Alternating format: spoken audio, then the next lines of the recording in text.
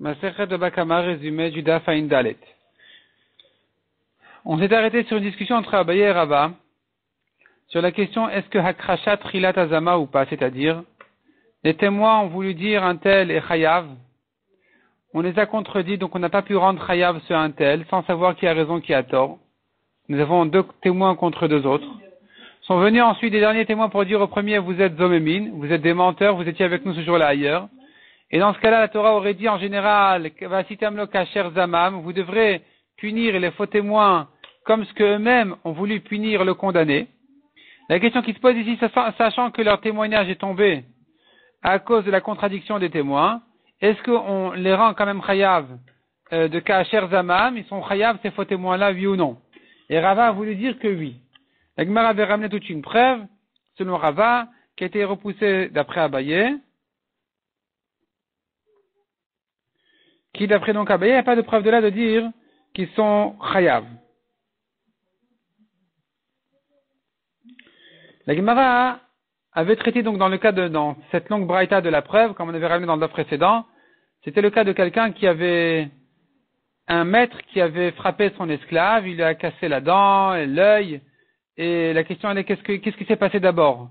Est-ce que d'abord la dent et ensuite l'œil, donc il doit lui payer l'œil, parce qu'il s'est libéré avec la dent, et ensuite il doit lui payer l'œil, ou d'abord l'œil et ensuite la dent, et donc il s'est libéré avec l'œil, il ne lui doit qu'une dent. Et la Gemara dit, tu vois de là, la Gemara le prouve des psukim aussi, que on ne dira pas il le libère pour la dent et l'œil en même temps.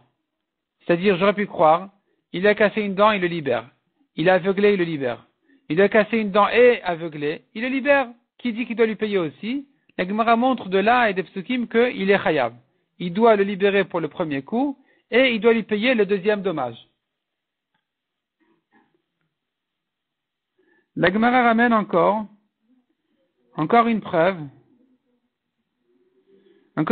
pour Rava, qu'il est chayav, que les témoins sont chayav, les faux témoins sont chayav, même s'ils avaient déjà été contredits. Mais la Gemara repousse la preuve. De là, la Gemara, on arrive à une autre marloquette de Rabbi Yochanan et Rabbi Elazar qui, justement, là, une marloquette très claire sur cette question-là, que Rabbi Yochanan y pense comme Rava, que les témoins sont chayav, et Rabbi Elazar n'est pas d'accord. Rabbi Elazar dit non, dès qu'ils ont été contredits, c'est fini. On ne pourra plus les rendre chayav mita ensuite, puisque leur témoignage est tombé à cause de la contradiction. Donc mita, ils seront plus chayav, on devra les frapper uniquement pour la vera d'avoir témoigné à faux. Mishnah suivante. Quelqu'un qui a volé d'après deux témoins. Donc sur le vol, il y a deux témoins, mais sur la shrita ou la vente, ensuite, il n'y a qu'un seul témoin ou bien lui-même. Dans ce cas-là, il n'aura pas à payer les 4 et 5, parce qu'on n'a pas de témoin sur la vente ou la shrita, il n'aura à payer que le double. De même dit la Mishnah, s'il a volé égorgé pendant Shabbat, il est chayav mita, donc il ne paye pas. Il payera pas pour la shrita. Il payera que sur le vol le double. Il a volé et égorgé pour la avodah zara, pareil, il paye le double pour le vol, il payera pas les 4 et 5 pour la shrita. Il a volé de son père et il a hérité.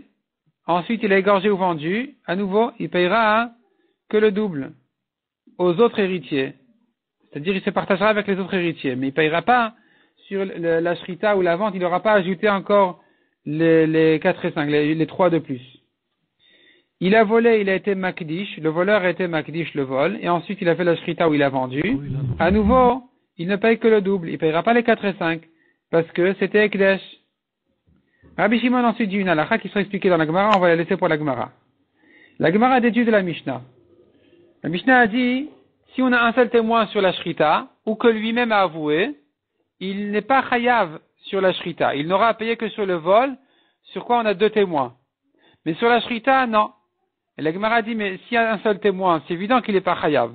Donc c'est pour t'apprendre que de même que s'il y a un seul témoin, il va s'associer avec un deuxième qui arrivera ensuite. De même quand il a avoué, si ensuite il y a deux témoins qui viennent dire, mais on l'a vu faire la shrita, il sera chayav.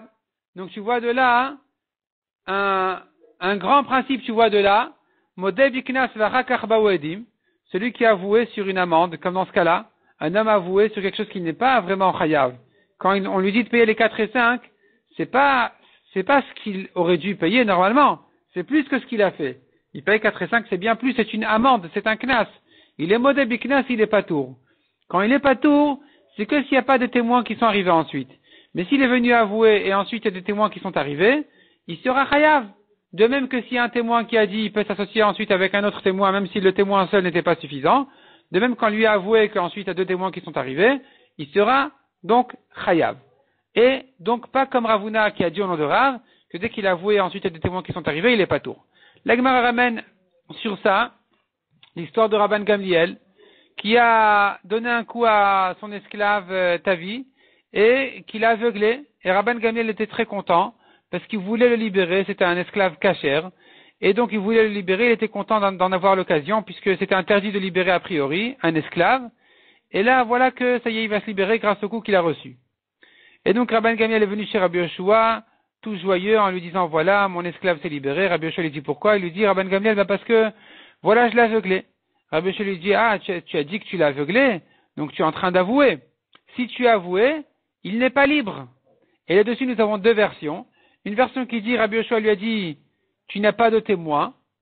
Une autre version qui dit, Rabbi Yoshua lui a dit, mais ça y est, tu as déjà avoué. La Gemara dit en réalité comme ça. Les deux sont d'accord que s'il avait avoué au Beddin, c'est sûr que ça aurait été définitif, comme disait Ravuna Amarav, même si les témoins sont arrivés ensuite, il restera patour, puisque c'est un modèle biknas, de dire à un homme qui a aveuglé son esclave, de le libérer, c'est un knas, ça rentre pas dans le règlement normal. Un homme qui est aveuglé, pourquoi il devrait libérer son esclave? Quel rapport entre l'un et l'autre? Un homme qui a aveuglé son âne, il doit pas le libérer. Un homme qui a aveuglé son esclave, c'est pareil. Il doit pas le libérer normalement, c'est un knas, donc s'il avoue, il doit être patour. Maintenant, s'il avait avoué au Beddin, même si des témoins étaient arrivés ensuite, il serait resté patour. Ici, la discussion, elle est, est-ce qu'il a avoué au Beddin ou pas? Si on dit il a avoué au Beddin, sur ça Rabbi Yoshua lui aurait répondu, c'est définitif, tu as avoué, c'est fini, tu ne pourras plus le libérer. Sur ce cas-là, en tout cas, tu ne pourras plus le libérer. Et la version qui dit, mais tu n'as pas de témoin, sous-entendu, s'il y a des témoins qui arrivent, tu as des chances de le libérer. Il s'agit que cette braïta pense que donc il n'avait pas avoué au Beddin. C'est pour ça que si ensuite des témoins viendront au Beddin, alors ils pourront le rendre hayav de le libérer effectivement.